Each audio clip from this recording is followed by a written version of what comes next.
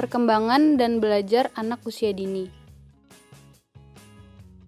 Bermain merupakan kegiatan yang selalu dilakukan oleh anak usia dini setiap hari, sepanjang waktu mereka terjaga. Proses belajar pun dilakukan dengan bermain. Anak menggunakan panca inderanya untuk menjelajahi lingkungan sekitar dalam bermain. Bermain merupakan naluri yang dimiliki oleh setiap manusia, tidak terkecuali anak. Biben dan Sounmi mengatakan bahwa bermain merupakan sebuah cara yang naluriah atau alamiah untuk memperoleh dan melatih keterampilan-keterampilan yang dibutuhkan pada masa yang akan datang. Kegiatan bermain dapat memberikan manfaat secara fisik karena bermain dianggap sebagai aktivitas yang dapat menggerakkan badan anak. Bermain juga dianggap sebagai kegiatan yang menyalurkan kegemaran atau kesukaan yang dimiliki, sehingga bermanfaat dalam menjadi sebuah proses relaksasi yang akan membantu perkembangan sosial emosional anak. Saat bermain, semua indera anak bekerja dengan aktif. Semua informasi yang ditangkap indera anak disampaikan ke otak sebagai suatu bentuk rangsangan yang akan menyebabkan berkembangnya sel-sel otak anak. Sel-sel yang aktif ini akan membentuk perkawatan yang sangat padat dan rimbun. Semakin rimbun sel-sel otak tersebut, kemampuan anak akan terus berkembang semakin baik. Interaksi anak dengan orang dewasa, termasuk guru, dalam kegiatan bermain memiliki nilai yang lebih penting dan berharga daripada kuantitasnya. Ketika guru merespon dengan tepat terhadap kebutuhan bermain anak, maka kegiatan bermain menjadi sangat bermakna karena kreativitas, keterlibatan anak dalam bermain sosial, kemampuan kognitif akan semakin berkembang. Peran guru dalam bermain. Yang pertama, sebagai pengamat, guru mengamati dari dekat dan membuat komentar-komentar seperlunya dengan tidak mengganggu atau tidak terlibat dalam kegiatan bermain yang sedang dilakukan oleh anak. Yang kedua, sebagai pemberi pijakan. Dalam peran ini, guru berperan untuk membantu anak untuk mengalami kemajuan penting dalam kegiatan bermain dan menawarkan bantuan pada saat dibutuhkan, seperti dalam menyiapkan peralatan bermain. Yang ketiga, sebagai teman bermain. Guru ikut terlibat langsung dalam kegiatan bermain. Pada umumnya, guru membuat sebuah dukungan kecil ketika anak-anak mulai memimpin kegiatan bermain. Yang keempat, sebagai pemimpin permainan. Pada peran ini, guru secara aktif terlibat dalam memandu kegiatan bermain anak dalam setiap langkah-langkah kegiatannya. Pemimpin bermain memiliki tujuan untuk memperkaya dan mengelaborasi kegiatan bermain. Teori ekologi Befriend-Brenner berfokus pada konteks sosial di mana anak tinggal dan orang-orang mempengaruhi perkembangan anak. Terdapat 5 sistem lingkungan yang merentang dari interaksi interpersonal sampai ke pengaruh budaya yang lebih luas, yakni mikrosistem, mesosistem, ekosistem, makrosistem, dan kronosistem. Jenis dan tahapan kegiatan bermain. Menurut Pamela Minette, terdapat 6 jenis kegiatan bermain. Yang pertama, bermain penemuan. Kedua, bermain secara fisik. Ketiga, bermain kreatif. Keempat, bermain imajinatif. Kelima, bermain manipulatif. Dan keenam, bermain sosial. Kegiatan bermain penemuan, discovery play. Kegiatan bermain ini memungkinkan anak untuk menemukan sesuatu, apa yang mereka sukai, seperti tekstur, bentuk, ukuran, warna, bagaimana mainan itu dibuat, dan bagaimana mainan tersebut digunakan. Kegiatan bermain fisik, physically play. Kegiatan ini terjadi ketika anak secara aktif bergerak dan berpindah, serta dilakukan oleh anak menggunakan otot besar seperti berlari, melompat, melempar, merayap, bergerak perlahan, berdiri di atas papan keseimbangan, atau berenang. Kegiatan bermain kreatif, creative play. Bermain kreatif terjadi ketika anak mengekspresikan pikiran dan perasaannya secara orisinil atau dalam membuat sesuatu secara natural, seperti kegiatan menggambar, melukis, atau membuat hewan dengan Play-Doh. Kegiatan bermain penemuan, imaginative play. Bermain pura-pura diartikan sebagai permainan anak yang melibatkan suatu tokoh, karakter, peran, atau objek untuk ditiru. Anak akan menggunakan imajinasinya dalam bermain. Misal, anak mengatakan bahwa mereka sedang piknik di tepi pantai. Kegiatan bermain manipulatif play. Kegiatan bermain ini melibatkan kemampuan menggunakan tangan. Selama kegiatan bermain manipulatif, anak akan menggunakan tangan, mata, dan otak secara terkoordinasi agar terlatih secara halus. Kegiatan bermain sosial, social play.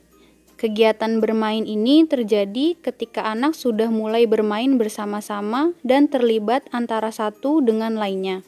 Kegiatan bermain ini akan mengajarkan anak untuk bekerja sama, berbagi, dan bersikap jujur. Mildred Parton berpendapat bahwa bermain akan mengukur bagaimana kematangan sosial seorang anak. Ia mengkategorikan kegiatan bermain berdasarkan pola interaksi yang ditampilkan oleh anak ketika bermain. Terdapat 6 pola yang menunjukkan gradasi kadar interaksi yang semakin bersifat sosial. Bermain tidak peduli, unoccupied play. Pada pola interaksi ini, anak terlihat tidak bermain seperti yang umumnya dipahami sebagai kegiatan bermain. Anak hanya mengamati kejadian di sekitarnya yang menarik perhatiannya. Apabila tidak ada hal yang menarik, maka anak akan menyibukkan dirinya sendiri. Bermain sendiri, solitary play. Pola interaksi ini terjadi ketika anak bermain sendirian dan mandiri dari orang lain. Anak tidak terpengaruh oleh kondisi sekitar. Artinya, meskipun banyak anak lain yang sedang bermain di sisi kanan dan kirinya, anak tetap melakukan kegiatan bermain sendirian dan tidak berhubungan dengan permainan teman-temannya. Bermain penonton, onlooker play. Pola interaksi ini terjadi ketika anak melihat, memperhatikan, atau menonton anak atau orang lain bermain. Anak mengamati apa yang dimainkan oleh anak lain tetapi tidak memiliki keinginan untuk terlibat di dalam kegiatan bermain tersebut. Anak mulai mengembangkan kemampuannya untuk memahami bahwa dirinya adalah bagian dari lingkungan. Bermain berdampingan, parallel play. Pada pola ini, anak melakukan kegiatan bermain di antara anak yang lain tanpa ada unsur saling mempengaruhi. Misalnya, anak bermain puzzle dan anak lain juga bermain puzzle. Mereka ada bersama tetapi tidak saling mempengaruhi.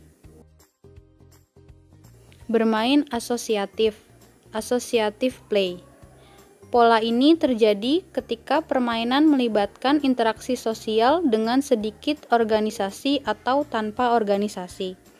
Anak melakukan kegiatan bermain bersama anak lain tetapi belum ada pemusatan tujuan bermain. Bermain kerjasama, cooperative play. Anak melakukan kegiatan bermain bersama-sama dengan teman secara terorganisasi dan saling bekerja sama. Ada tujuan yang ingin dicapai bersama dan ada pembagian tugas yang disepakati bersama.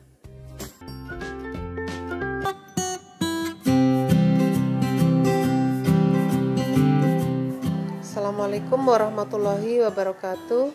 Selamat berjumpa kembali pada materi pengembangan media bermain anak usia dini. Materi kali ini adalah kita akan belajar untuk bagaimana merancang dan membuat sebuah media yang dapat digunakan untuk kegiatan bermain pada anak usia dini.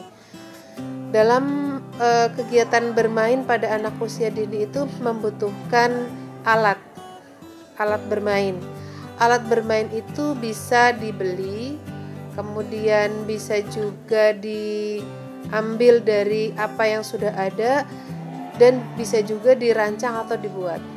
Nah, jika alat bermain itu tidak ada, maka guru harus mampu mengembangkan kreativitasnya untuk membuat sebuah alat bermain.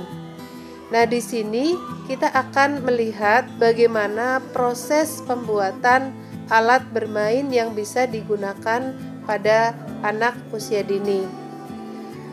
Nah, pada kali ini kita akan melihat bagaimana tahapan-tahapan dari pembuatan media, dan kita akan diperlihatkan contoh dari media yang sudah dibuat dan desain oleh para pendidik PAUD. Mari kita lihat bagaimana proses pembuatannya.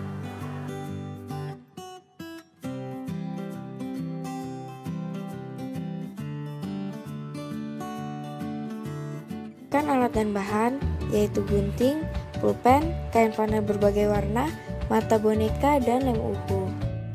Gunakan kain flanel yang sesuai dengan warna yang kita inginkan dan bentuk pola berukuran 2 jari yang disesuaikan dengan jari tangan kita sendiri.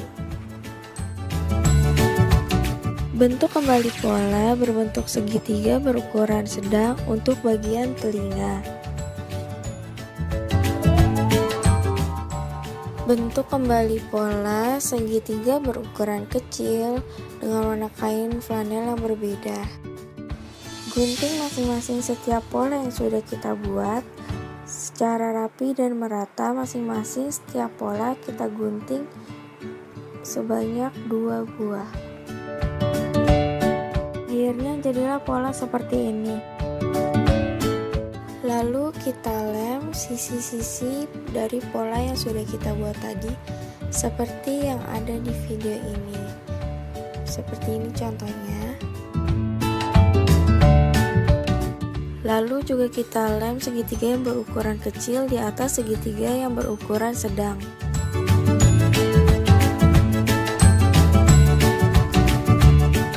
Selanjutnya segitiga yang berukuran sedang kita lem di bagian atas pola yang berbentuk jari kita tadi seperti yang ada pada gambar. Siapkan 2 mata boneka dan tempelkan di tempat seperti yang tertera di video ini, dan buat bagian untuk hidungnya dan tempel. Setelah membuat hidungnya, jangan lupa untuk membuat kumisnya seperti di gambar. Inilah hasil akhir dari boneka tangan.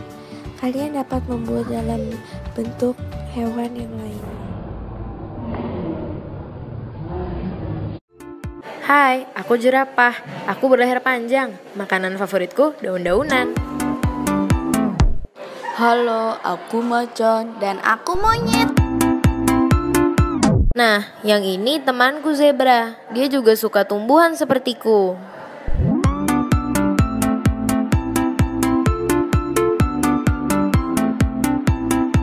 Hai, aku beruang besar. Aku suka madu. Nyam.